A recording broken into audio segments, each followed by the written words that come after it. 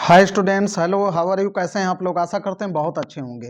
एक बार फिर से आप सभी का बहुत बहुत वेलकम है, स्वागत है आपके अपने YouTube channel AK Prime Study Platform पे। जी हाँ, आज हम इंग्लिश में एक supplementary class 10th UP board के चैप्टर की बात करने वाले हैं, जिसका नाम है the making of a scientist. जी हाँ, the making of a scientist. ये सप्लीमेंट्री का आप कह सकते हैं सेवेंथ चैप्टर, नहीं सॉरी, सिक्स्थ चैप्टर है। सप्लीमेंट्री का सिक्स्थ चैप्टर है, जिसकी हम कहानी हिंदी में आपको बताने वाले हैं। क्योंकि आप तभी क्वेश्चन आंसर सही से कर पाएंगे जब आपको कहानी अच्छे से पता होगी। तो कहानी हिंदी में मतलब कह सकते हो पाठ का सारांश हिंदी में आपको बताने वाले हैं। तो क्या सारांश है?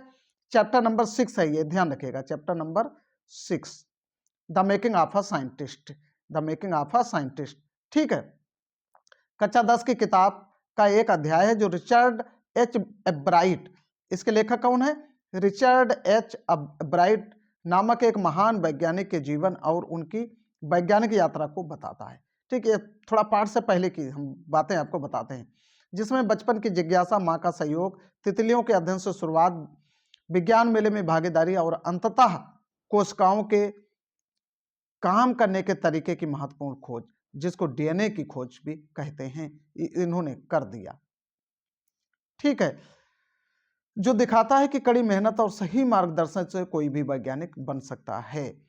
कोई भी वैज्ञानिक बन सकता है, ये लेखक की विचारधारा है।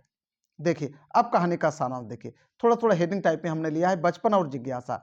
रिचर्ड एब्राइट पेंसिल्वेनिया के एक छोटे से शहर में पले बड़े। वह अपने पिता की मृत्यु के बाद अपनी मां के साथ रहते थे, जो उनकी सबसे अच्छी दोस्त और मार्गदर्शक थी। दूसरी कक्षा में ही उन्होंने अपने आसपास की 25 प्रजातियों की तितलियां इकट्ठा कर ली थी। कक्षा 2 में थे तभी 25 तितलियों की प्रजातियां उनके पास इकट्ठा हो गई थी। ठीक, नंबर 2 देखो हेडिंग, प्रारंभिक सफलता और मां का सहयोग। उनकी मां ने उन्हें विज्ञान मेले में भाग लेने के लिए प्रोत्साहित किया। पहले विज्ञान मेले में उन्होंने तितली के जीवन चक्र पर एक प्रोजेक्ट दिखाया और जीता। उनकी मां ने उन्हें हमेशा नई चीजें सीखने और सवाल पूछने के लिए प्रेरित करती थी। ठीक, फिर देखो, फिर इन्होंने शोध स्टार्ट कर दिया, गहन शोध। रिचर्ड ने केवल तितलियां इकट्ठा नहीं की, बल्कि उनके जीवन, उनके विकास और उनकी प्रजातियों के बारे में गहराई से शोध किया। उन्होंने मोनार्क तितलियों पर रिसर्च की और पता लगाया कि उनके शरीर में छोटे छोटे सोने के धब्बे होते हैं, जो हार्मोन बनाते हैं और तितली के विकास में मदद करते हैं। ठीक, नंबर 4, डीएनए की खोज। बड़ी खोज डीएनए की दिशा में जब उन्होंने की, तो ये उनको चमका दिया पूरे विश्व में। उन्होंने कोशिकाओं, सेल्स कहते हैं कोशिका को, और डीएनए के बारे में अध्ययन किया, जिससे उन्हें कोशिका के जीवन के बारे में एक नया सिद्धांत सोचने का विचार आया। वह खोज बाद में कोशिका स्तरीय अनुसंधान में बहुत महत्वपूर्ण साबित हुई। ठीक, फिर आइए, एक वैज्ञानिक का निर्माण कैसे होता है। एक वैज्ञानिक का निर्माण, यह कहानी बताती है कि कैसे एक साधारण सी जिज्ञासा और लगन, सही माहौल और कड़ी मेहनत के साथ मिलकर एक असाधारण वैज्ञानिक बना सकती है।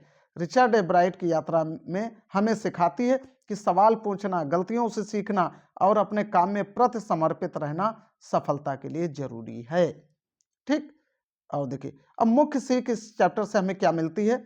जिज्ञासु बने और सवाल पूछे। Be curious and ask question. जितने क्वेश्चन आप पूछेंगे उतने सीखेंगे। कड़ी मेहनत और लगन से काम करें। Work hard and preserve. गलतियों से सीखें, लर्न फ्रॉम मिस्टेक्स। भाई गलतियां करेंगे, बार बार गलतियां करते जाइए, लेकिन सीखते जाइए। ठीक है, तो ये, और क्या करें?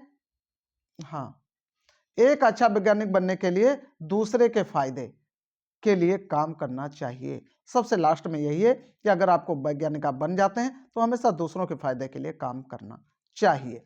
ठीक है, तो ये पूरे पाठ का सारांश हो गया, जो आपके समझ में अच्छे से आ गया होगा। अब इसके क्वेश्चन आंसर हम आपको बताएंगे। इसको भी आपको रियल कॉपी पे लिखना है, क्वेश्चन आंसर पढ़ने हैं, कहानी सीखना है। ठीक।